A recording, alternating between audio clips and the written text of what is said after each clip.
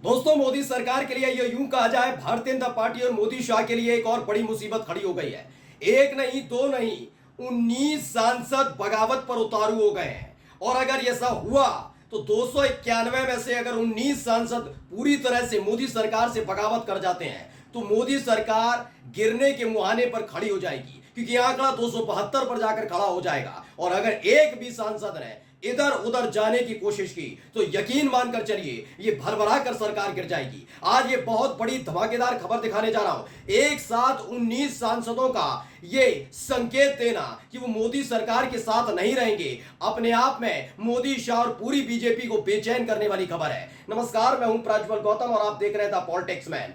बिहार, उत्तर प्रदेश, महाराष्ट्र, हरियाणा, इन राज्यों में बीजेपी पहले ही फंसी है। उत्तर प्रदेश में क्या हो रहा है लगातार मैं दिखा रहा हूं, मेरा चैनल दिखा रहा है, मेरे सहयोगी पीयूष भी आपको दिखा रहे हैं। कभी आरएसएस की एंट्री, कभी अनुप्रिया पटेल की एंट्री, कभी ओम प्रकाश राजभर का बयान, संजय निषाद, ब्रजेश पाठक, केशव प्रसाद मौर्य, तमाम विधायक, सांसद, लक्ष्मीकांत वाजपेयी, ये तमाम लोगों ने वैसे ही योगी आदित्यनाथ के खिलाफ मोर्चा खोल रखा था। और आखिरी वक्त में योगी आदित्यनाथ ने कैसा गेम चेंज किया कि मोदी शाह को सरेंडर करना पड़ा। लेकिन एक फैसले ने इस तरीके से फंसा दिया कि एक ही नेता ने, जो मोदी जी का बहुत ज्यादा खासम खास और लाडला कहा जाता है, उसी ने मोदी सरकार के खिलाफ मोर्चा खोल दिया है।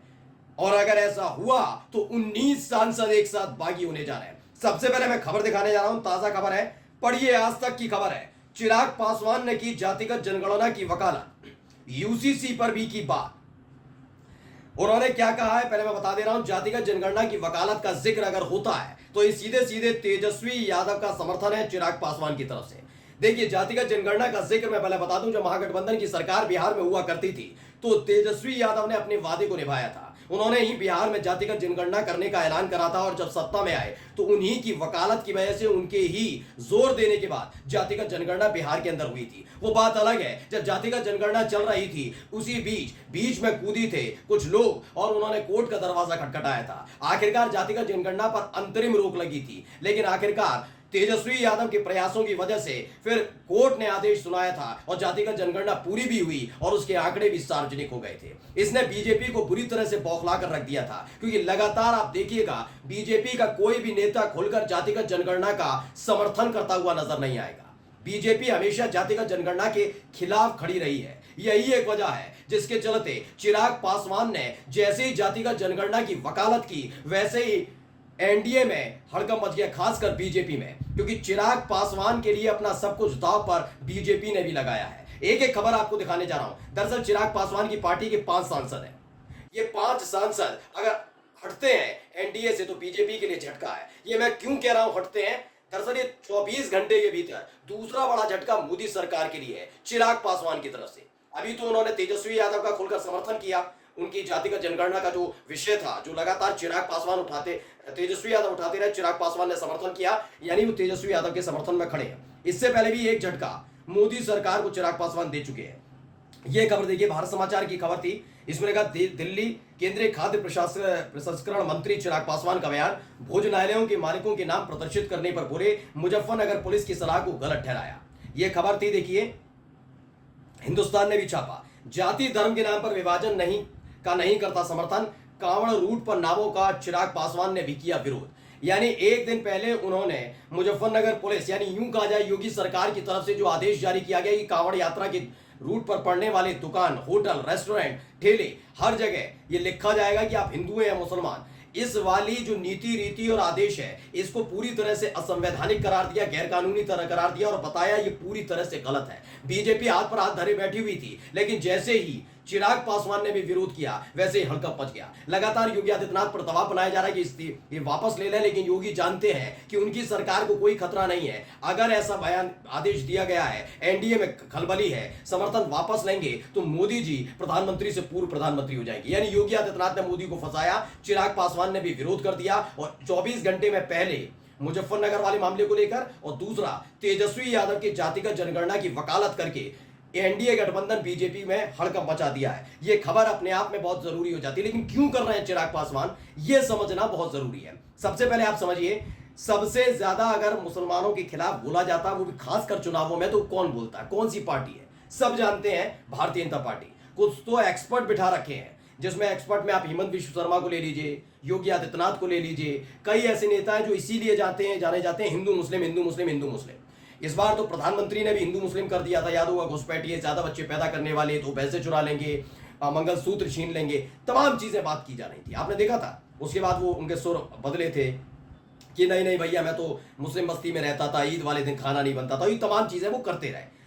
दरअसल क्या है कि बीजेपी को छोड़कर जो इस समय अल्पमत में बैठी है, 240 सीटें सिर्फ उनके पास, उसके बाद जितने उनके साथी हैं वो सारे साथी सिर्फ इस बात पर डिपेंड नहीं करते हैं कि मुसलमान उन्हें वोट कास्ट नहीं करेगा। जनता दल यूनाइटेड, राष्ट्रीय लोक दल, चिराग पासवान की पार्टी, चंद्रबाबू नायडू की पार्टी, जनसेना जो पवन कल्याण की पार्टी, ये तमाम राजनीतिक दल हैं जो इस समय सपोर्ट कर रहे हैं मोदी सरकार को, सारे के सारे मुस्लिम वोटों पर भी आधारित हैं। यानी वो अकेले हिंदुओं की पार्टी नहीं है, वो सब की पार्टी है, उनको सब धर्म के लोग, सब जाति के लोग वोट कास्ट करते हैं। इसीलिए चिराग पासवान ने भी झंडा बुलंद कर दिया। अब आंकड़ा समझने के लिए आप समझिए, 291 में से कौन कौन से, जनता दल यूनाइटेड ने पहले ही विरोध कर दिया, ये कांवड़ यात्रा वाला जो नेम प्लेट वाला मामला गलत है, 12 सांसद हटते हैं तो क्या होगा, 2 आरएलडी के, उन्होंने भी विरोध जता दिया, और 5 सांसद चिराग पासवान के, यानी कुल 19 सांसद ऐसे हैं। कर क्यों रहे हैं उसकी एक वजह और आज निकल कर आई है सामने। दरअसल आपको याद होगा कि रामविलास पासवान जो चिराग पासवान के पिता थे, उनका निधन होता है, वो उससे उभरे ही नहीं थे, तब तक उनके चाचा यानी पशुपति पारस झंडा बुलंद कर देते हैं। चिराग पासवान आज जरूर गोदी में बैठे हुए हैं मोदी जी के साथ कैबिनेट में, लेकिन वो भूले नहीं है इस बात को कि किसके इशारे पर उनके पिता की पार्टी को उनसे छीन लिया गया, कैसे उनके चाचा ने विरोध किया और सपोर्ट मोदी सरकार ने किया। जी हाँ, मोदी जी ने न केवल दबाव था ना, न केवल असली वाली यानी रामविलास पासवान की पार्टी को छीनकर पशुपति पारस को दिया था, बल्कि अपनी कैबिनेट में मंत्री तक बना लिया था पशुपति पारस को। ये हालात पैदा हुए थे। चिराग पासवान ने पासा पलटा, बाजी पलट दी, आज वो उनके चाचा संन्यास पे चले गए, राजनीतिक तौर पर अलग थलग पड़ गए। लेकिन ये बात हकीकत है कि चिराग पासवान वो बात भूले नहीं है। हाल ही में एक और दाव चला गया, चिराग पासवान को मजबूत करने के लिए दबाव बनाया गया जनता दल यूनाइटेड पर, और हुआ क्या, बिहार में जो दफ्तर पशुपति पारस की पार्टी के पास यानी लोक जनशक्ति पार्टी के पास हुआ करता था, उसका आवंटन रद्द हुआ। फौरन ही 10 दिन बाद दे दिया गया चिराग पासवान की पार्टी को। चिराग पासवान खुश हो गए, मोदी जी की वाहवाही कर रहे थे। अचानक से नीतीश कुमार एंट्री लेते हैं और जो चिराग पासवान का दफ्तर मिला है पशुपति पारस का, वो दफ्तर छीने जाने की प्रक्रिया को शुरू कर दिया, क्योंकि कैबिनेट में मंजूरी दे दी। खबर भी मैं आपको दिखाई थी, लेकिन देख लीजिए एक बार क्या है, पशुपति पारस पर अचानक क्यों मेहरबान हो गए नीतीश कुमार, टीवी 9 ने छापा, कैबिनेट में ही बदल गई नीति। यह बताया गया कि पशुपति पारस को उनकी पार्टी का दफ्तर दोबारा वापस मिलने जा रहा है। चिराग पासवान इस पे आग बबूला हो गए कि भाई चल क्या रहा है, हमें हमारी पार्टी हमारी चीजें हमारे साथ सही किया, उसके बाद एकदम ही, और उस पर मोदी शाह ने चुप्पी साध रखी है। यानी कुल मिलाकर 19 सांसद डंके की चोट पर होने जा रहे हैं बागी। इस सरकार का अब भगवान ही मालिक है। नमस्कार।